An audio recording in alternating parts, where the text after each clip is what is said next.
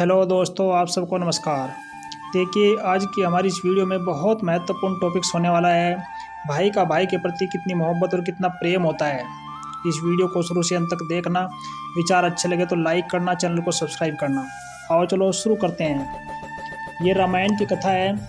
रामायण का मुख्य अंश है। इसमें भरत के बारे में बताया गया है। भरत जैसा भाई इस दुनिया में न हुआ न होगा।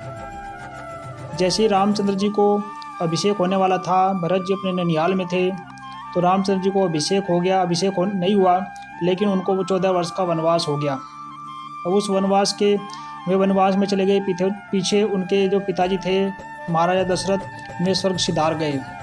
भरत जी को ननिहाल से बुलाया गया।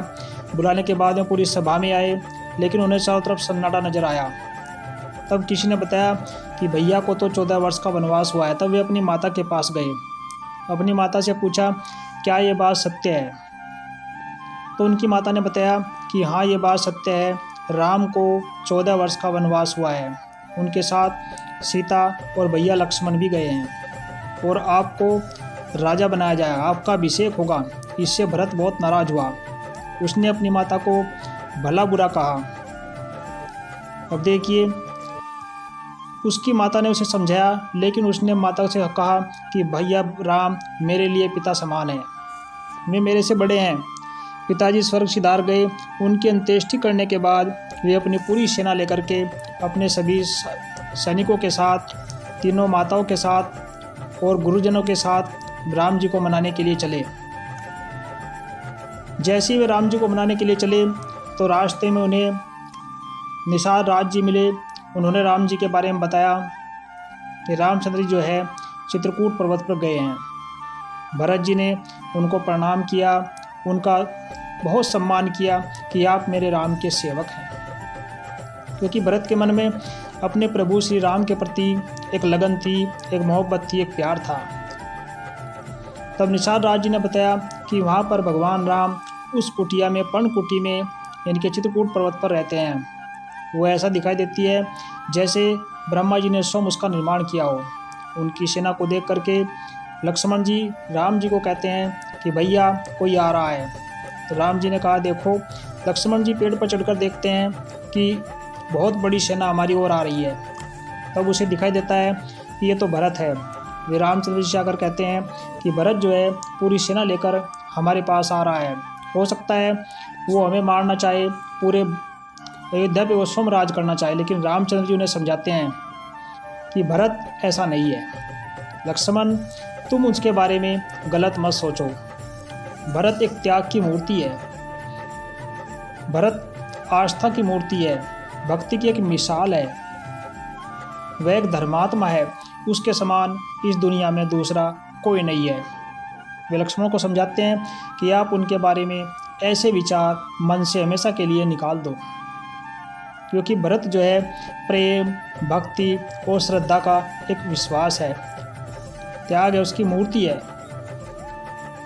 भरत जी अपने भैया के सामने आते हैं और वहाँ पर हाथ जोड़कर उनसे प्रणाम करते हैं। फिर निषाद राज जी उनको लेकर के आते हैं। तब वहाँ पर मिलने के बाद में वे राम जी के चरणों में पड़ते हैं, राम जी को बार बार प्रणाम करते हैं और उनसे निवेदन करते हैं कि हे भैया, आप स्वयं अपना राज्य संभालो। रामचंद्र जी उनसे कुछ कुशल-अक्षेम पूछते हैं कि सब कुशल से तो हैं। तो भरत जी बताते हैं कि आपके जाने के बाद पिताजी स्वर्ग सिधार गए। तो रामचंद्र जी ने किसी तरीके से अपने आप को संभाल करके सबको संभाला, सबको सांत्वना दी, भरत को गले लगाया और भरत को समझाया। लेकिन भरत बार बार उनसे एक ही विनती कर रहा था कि हे प्रभु, हे मेरे राम, आप स्वयं अपना राज्य संभालो। भरत के साथ अन्य सभी गुरुजन और उनकी माताएं भी यही कह रही थी। लेकिन राम ने कहा कि मैं तुम्हारी बात को मान जरूर लेता, लेकिन मैं पिताजी के वचन को झूठा नहीं होने देना चाहता, क्योंकि पिताजी ने मुझे जो वचन दिया है वो झूठा ना हो और आपकी बात भी कच्ची ना रहे, यानी कि आपकी बात भी रहनी चाहिए, क्योंकि आप एक धर्मात्मा हैं। वे भरत को गले लगाते हैं और भरत को समझाते हैं कि आप स्वयं जा कर के राज्य कीजिए। लेकिन भरत उनकी बातों को बहुत मुश्किल से समझने की कोशिश करता है, बार बार उनसे विनती करता है कि हे भैया, ये अयोध्या का राज आपका है, आप वापस चलिए, क्योंकि आपके बिना मेरा जीवन पूरी अयोध्या सुनी है। तो भगवान राम कहते हैं चलो मैं आपकी बात मान लेता हूँ, लेकिन मैं वापस नहीं जा सकता। तो इस तरीके से भरत जी जो है उनकी चरण खड़ाऊ लेते हैं, उनसे कहते हैं कि भैया ये चरण खड़ाऊ पूरे अयोध्या पर राज करेगी। तो भरत जी जो है उनकी चरण खड़ाऊ लेकर के चल देते हैं। ये देखिए भाई भाई के बीच में कितना प्रेम है। भरत जैसा भाई न हुआ न होगा। राम जी ने स्वयं ये बात कही कि भरत जैसा भाई, भरत जैसा धर्मात्मा, तपस्यावान, आस्था, प्रेम और भक्ति की मूर्ति है, ऐसा कोई नहीं होगा। तो इस तरीके से जो है गुरुजन भी अंत में राम जी से आज्ञा लेते हैं और रामचंद्र जी उनसे हाथ जोड़कर प्रणाम करते हैं और उनका आशीर्वाद लेते हैं कि हमारा वनवास सही हो, यानी कि हम अपने वनवास में सही तरीके से जाएं और हमारा वनवास एक अच्छे तरीके से पूरा हो। तो इस तरीके से जो है गुरुजन भी उनको आशीर्वाद देते हैं और सबके सब वापस चले जाते हैं। जनक जी सीता से मिलते हैं और उनसे कहते हैं पुत्री आप चलो, लेकिन सीता कहती है, वो भी एक त्याग की मूर्ति है, कि जहाँ मेरे पति हैं वहीं मेरा संसार है, वहीं मेरी दुनिया है।